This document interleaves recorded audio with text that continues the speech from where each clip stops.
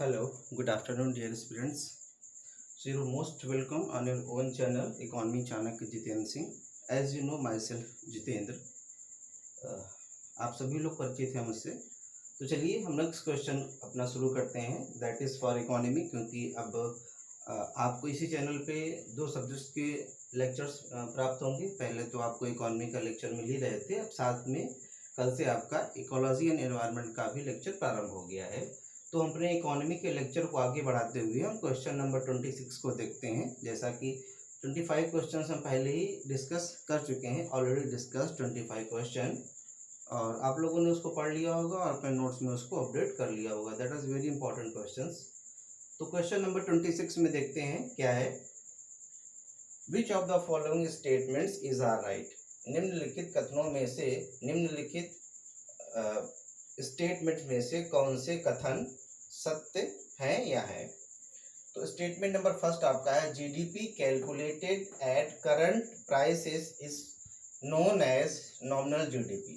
तो यहाँ पे हम जीडीपी की बात कर रहे हैं, तो सबसे पहले आपको जीडीपी पता होना चाहिए। हम यहाँ पे करंट की बात कर रहे हैं, तो अब जीडीपी क्या है, एक बेसिक टर्म है, तो आपको जीडीपी पता होना चाहिए। तो यहाँ पे मैं जीडीपी नहीं बताऊँगा, क्योंकि आप लोगों को पता होगा जीडीपी, और जिनको पता इसलिए होगा क्योंकि मैं पहले जीडीपी ऑफलाइन और ऑनलाइन दोनों क्लास में आपको पढ़ा चुका हूँ। तो जिन लोगों को नहीं पता है तो वो जीडीपी वाला वीडियो देख लें, आपको जीडीपी विस्तार से मैंने वहाँ पे चर्चा किया हुआ है। तो GDP calculated at current prices. अब यहाँ पे करंट प्राइसेस फिर से आ गया है, तो मैं कल इसके पहले के दो लेक्चर में करंट प्राइसेस और बेसिक प्राइसेस बता चुका हूँ आपको। तो करंट प्राइसेस होता है चालू मूल्य, है ना।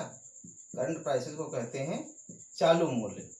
चालू मूल्य का मतलब क्या है, जो अभी मूल्य चल रहा है। जैसे मान लीजिए आज की डेट में पोटैटो का मूल्य 30 रुपीज़ पर केजी, तो क्या होगा, करंट प्राइस हो गया, ठीक है। तो करंट प्राइसेस पे is known as nominal GDP. तो ये चीज़ है नॉमिनल जीडीपी। तो जीडीपी आपकी जब हम कैलकुलेट करते हैं तो दो प्रकार की होती है। एक होती है रियल जीडीपी। जीडीपी जब हम कैलकुलेट करते हैं तो दो प्रकार से करते हैं। एक होती है आपकी रियल जीडीपी और दूसरी आपकी होती है नॉमिनल जीडीपी। Nominal GDP. तो अब यहाँ पे लिखा है कि GDP calculated at current year prices is known as nominal GDP. अगर चालू मूल्यों पे जीडीपी हम निकालेंगे तो वो क्या कहलाएगी, आपकी नॉमिनल जीडीपी, है ना। करंट प्राइसेस ये किस पे निकलेगी, आपकी करंट प्राइसेस। और करंट प्राइस बता चुका हूँ, जो प्राइसेस अभी चल रहे हैं, ठीक है। तो ये कह रहा है कि जीडीपी, जो जीडीपी करंट प्राइसेस पे चालू मूल्यों पर गणना की जाती है वो क्या कहलाती है, नॉमिनल जीडीपी, या इसको हिंदी में कहते हैं नाममात्र जीडीपी। नॉमिनल को ये भी कहते हैं हिंदी में नाममात्र जीडीपी, ठीक है। तो जो चालू मूल्य पर होगा वो नाममात्र जीडीपी कहलाएगी। दूसरा स्टेटमेंट ये है कि GDP calculated as base year prices, base year prices is known as real GDP. यहाँ पे क्या कह रहा है, रियल जीडीपी। तो रियल जीडीपी किस पे निकालते हैं हम, बेस ईयर प्राइस पे निकालते हैं। किस पे निकालते हैं, बेस ईयर प्राइसेस, ठीक है, बेस ईयर प्राइसेस पे निकालते हैं। और इस समय गवर्नमेंट ऑफ इंडिया का जो बेस ईयर है वो क्या है, 2011-12 है। इसका मतलब क्या हुआ, जैसे हमने कहा आज की डेट में इस समय पोटैटो का रेट 30 रुपीज़ पर केजी है। लेकिन क्या होता है कि आज का डेट अगर हम निकालते हैं तो हो सकता है कुछ महंगाई भी हो गई हो जैसे है।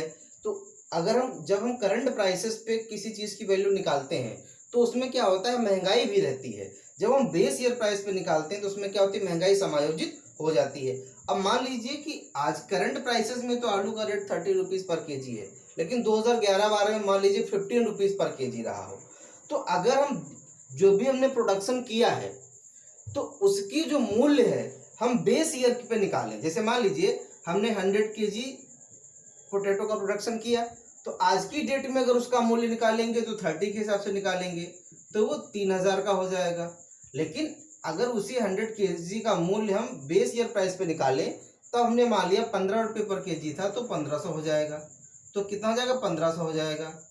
तो जो 3000 रुपये जीडीपी आएगी ये क्या कहलाएगी, आपकी नॉमिनल, क्योंकि इसमें महंगाई जुड़ी हुई है। ये क्या है, करंट मूल्य पे है। और आपका जो ये 1500 वाला है ये क्या कहलाएगा, आपका रियल जीडीपी। क्यों, क्योंकि ये आधार वर्ष के मूल्यों पर निकाला गया है। तो ये करंट प्राइसेस पे नॉमिनल जीडीपी होता है, ये आपके बेस ईयर प्राइसेस पे क्या होता है, आपका रियल जीडीपी होता है। थर्ड स्टेटमेंट है 1 and 2 बोथ आर राइट, 1 और 2 दोनों सही हैं। तो फोर्थ आपका है 1 and 2 बोथ आर रॉन्ग, 1 और 2 दोनों गलत हैं। तो जो जीडीपी हम करंट प्राइसेस पे निकालते हैं उसे नॉमिनल जीडीपी कहते हैं, ये आपका स्टेटमेंट सही है। और जो जीडीपी हम बेस ईयर प्राइसेस पे निकालेंगे उसे हम क्या कहेंगे, रियल जीडीपी कहेंगे, ये स्टेटमेंट सही है। इसलिए जो आपका तीसरा वाला ऑप्शन है कि 1 and 2 बोथ एंड राइट, तो ये वाला आपका सही होगा। इन दोनों के बेस पे ये वाला आपका सही होगा, है ना। तो जैसे आप टिक करेंगे इसमें, तो कौन सा टिक करेंगे, वो तो मैंने आपको बताया था कि ये दोनों सही हैं, तो इसलिए आपको ऑप्शन नंबर 3 सही हो जाएगा।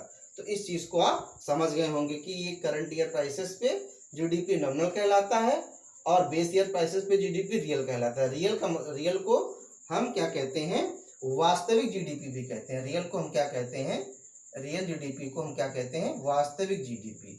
तो दो चीज आपको पता चली, नाममात्र जीडीपी और वास्तविक जीडीपी, ठीक है।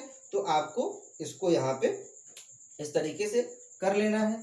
और जैसा कि मैं आपको बताता रहता हूँ हर वीडियो में कि आपको यहाँ पे इकोनॉमी और इन्वायरमेंट के लेक्चर्स मिल रहे हैं।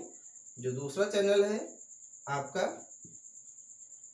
मैं नाम फिर से लिख दे रहा हूँ, word study with Praphul, PRAPHUL, ठीक है। तो आप यहाँ पे भारतीय अर्थव्यवस्था शुरू हो चुका है और इस पे आपको ज्योग्राफी, तो यहाँ से आपको ये लेक्चर्स मिल रहे हैं। Word study with Praphul channel पे आपको जो है इंडियन पॉलिटी और ज्योग्राफी के लेक्चर्स मिलेंगे। तो इसको आप पढ़िए, अपने नोट्स में अपडेट कीजिए, फिर आपको जो है नेक्स्ट वीडियो मोस्ट प्रोबेबली आपका इकोलॉजी एनवायरनमेंट से जो जुड़ा हुआ होगा, तो जल्दी ही आपको अगला लेक्चर प्राप्त होगा। तो इसको आप पढ़िए, तब तक के लिए नमस्कार।